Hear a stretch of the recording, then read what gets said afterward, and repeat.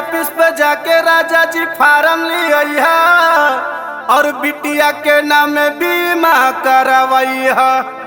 होई सिक्योर यदि लड़की के लाई, यदि देव राजा तू बीमा करवाई, जिंदगी रही खुशहाल हो।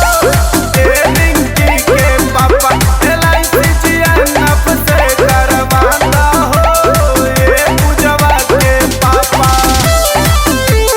LIC से करवाना हो, पूजवा के पापा।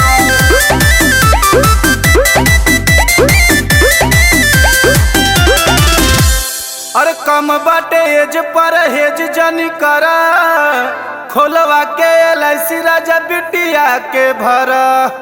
जमा होई पैसा नहीं राजाऊ हो काटी, हो जाई सहारा ई बुढ़ौती के लाठी। घूमल जाई नाई नाई कार